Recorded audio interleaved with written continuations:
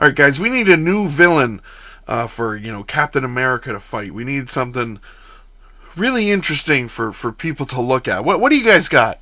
Okay, what about like a German aristocrat? Like he's an old German family, and like he's got, I don't know, he's got swords for hands. We've kind of done that. We've got Baron Zemo, we've got Baron Strucker. We've got a lot of German barons. I don't know if there's a lot of baronies in Germany, but yeah, we've got that. Let's kind of figure something else out. What if we've got a guy with just like his face is all blue, and like or like yellow, and he's a warlord, and he was in a terrible accident. Okay, well that seems very close to Red Skull. Just changing the color of the skull. We need something really out there. What about you back there? What do you got? How about this idea? We got a guy who doesn't want to die. And he's like science. You following me? And what he does is he puts his brain in computer, and then puts it in his stomach. Could be good. Where did he come from? We put out a tray of cold cuts, and he just wandered in. Cold cuts. None of us know who he is. I think he might be from accounting. No, I work down in the mailroom. Okay, well, it's better than the other ideas. Are there any wizards in Germany? Sounds magical.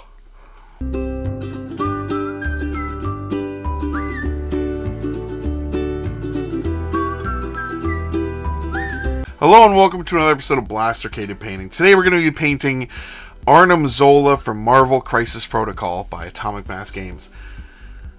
It's their worst miniature. The reason I feel that that's true is for two reasons. One that is not their fault, and one that is kind of their fault. Let me explain. Number one, I can't believe we live in a world where this guy is a miniature and Doctor Doom isn't. How do we not have a Doctor Doom miniature, but we have Arnim Zola? I understand it's probably an issue of rights or licensing from Disney. Fantastic Four movie's not coming out for a while. I know that they had some licensing where they took the Fantastic Four away from the comics for a while. So I think that has something to do with why this exists and not Doctor Doom. So that's not really their fault. Second problem is the actual miniature itself. The entire front part of the miniature is transparent plastic. So now if you are someone who puts these together and plays and doesn't paint, this is going to look awful. It's going to look really bad. It's going to look like half of him is just clear. Now, I don't really think it's their fault necessarily. I think this was the easiest and probably the cheaper way to make this miniature instead of having a separate clear piece that just went right on top of the face. So, again, I don't think it's their fault. I think that this was probably just economically the best way to do it. Either way, let's do it, and I'm going to show you how I did it. So you can, you can do it too. Whatever. I'm going to spray the whole sprue white. It's just going to make this easier in the long run. And this plastic piece we're going to have to cover over in white as well. So the first thing we're going to do is we're going to take some plasmatic bolt, and we're just going to put this on whichever of the faces we choose to use. Having this primed on the sprue makes this pretty easy. Just put it on there, move it around, suck up any of the areas you don't want, get it painted. Once it's painted, I'm going to glue it into the body, and then I'm going to paint a black rim around this white here. I just don't want it to show up.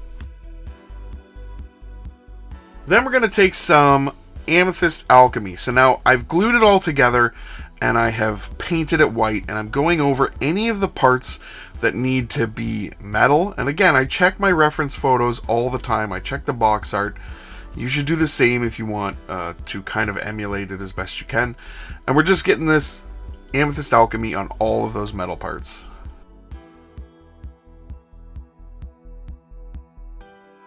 Next, we're taking some volcanic yellow here. And this is going to go over any of the yellow parts that were interested there. So all of the undercloth on his tunic up above. And anything we kind of mess up on, we'll just go back through with that purple alchemy. Next, we're taking some hoplite gold, and this is going to go all over his legs with, I don't know what that, banding? Is it banding? There's a lot of characters with banding in Marvel on their legs. Next, we're going to try out some Pro Acryl Plum, and we're going to put this on his loincloth? Tabard? I think somebody called that a tabard once. Anyway, it's going to go on his loincloth here, also his gloves, and also his boots.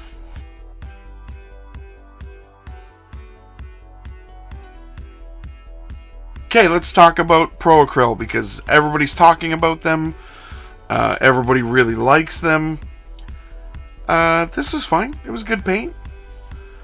I feel like it's comparable to AK paint and Vallejo paint. I don't have any of the new formulation of Vallejo, but yeah, this was good. I did have to go in and clean up some spots and kind of do second coats on some areas, but I liked it. I think I'll try to get more of their stuff. Next, we're taking some Fugan Orange here, and yep, it's going to go over everything we painted with that volcanic yellow. So we're going to go back over and add in our highlights later, so we can kind of be messy here. Just try to keep it away from any of the other colors we've already painted. We're going to take some Druchii Violet next, and this is going over anything we painted purple. So all over the Amethyst Alchemy that we did, and also all over the Plum that we did on the gloves, loincloth, and boots. And just like we did with the Fugan Orange, we can be a little messy here. That's okay. We're going to go over and layer everything up anyway. We're going to go back to our volcanic yellow, and we're going to start bringing up those layers. So we're leaving the Fugan Orange in the recesses, and we're just painting the most raised areas.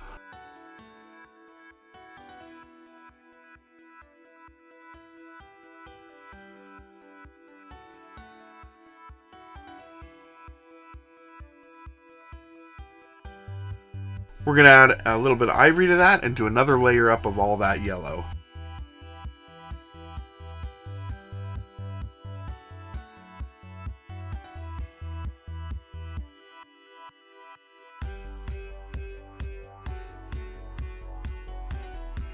And this will be our final layer up of yellow that we do, and we can move on. You know what the absolute worst part of this miniature is? So as you're painting it, the face is already painted. So it's just sitting there, staring at you the whole time you paint. And it's behind a piece of plastic, so you can't go in and poke its eyes out. Now we're going to move back to our plum here, and we're going to start layering up, yep, you guessed it, all the things we painted plum. So leaving those recesses, leaving that dark, and just bringing up that plum color.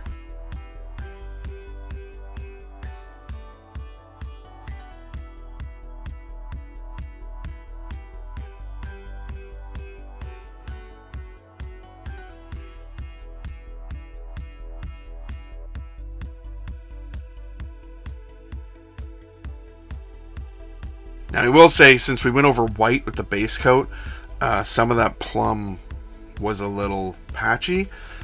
Doing the layers over the purple, this came out gorgeous. This color worked amazing. So I have a feeling for layering purposes, the Pro Acryl stuff is going to be really good.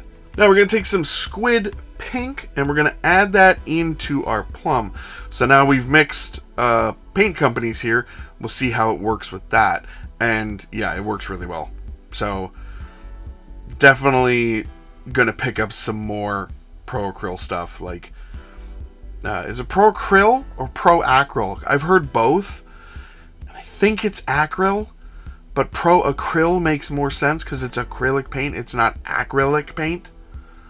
I don't know. Maybe they'll tell me one day. Either way, we're leaving some of that first layer intact and just doing up a higher layer up of this lighter color.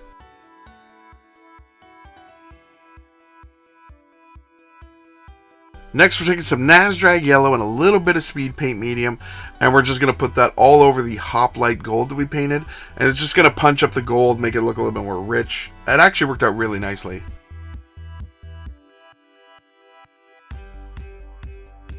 Next, we're going to take some yellow here, just straight yellow, and we're doing all the designs on his gloves, his boots, and also on his loincloth. He's got some yellow areas there.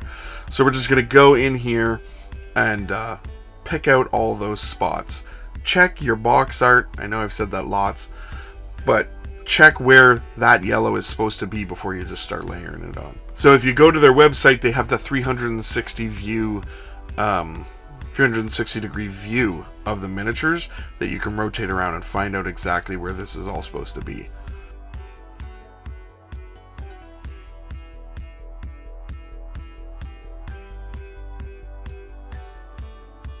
And we're going to take some Amaranth Red here, and this is going to go on the little eye thing, but it looks like something else. Kind of looks like something else a little bit. And we're going to take some Metallic Blue, and we're going to put this on the remote that he has in his hand. And we're going to take some Tiamat Orange, and we're just going to add some Ivory, and we're going to dot in just that little spot at the top of the eye thing. And we're going to take some Runic Gray, and this is just going to go into that metallic blue that we did. And we're going to do the base on him, and he is done. Here he is all finished up, and you know what? He looks pretty good for such a ridiculous character. I really like that Monument Hobbies Pro Acryl color. The metal looks really nice. The yellow's good. Yeah, this was more fun painting than I thought it would be.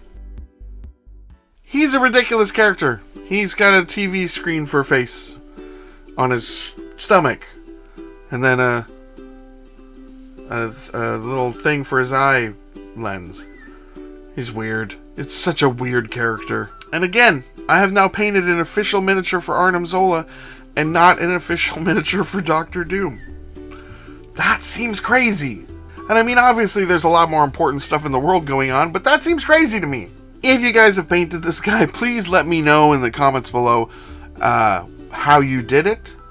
How hard was it to kind of get around that clear plastic? Let me know. If you guys did something different, let me know. Either way, thank you guys so much for watching. Please like, share, comment, and subscribe. All the YouTube stuff, and you guys have a great day.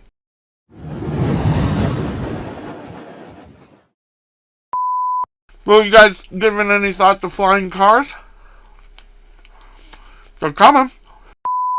I caught a baby shark right off the pier. My buddy Glenn was there. You can ask him. Cold cut.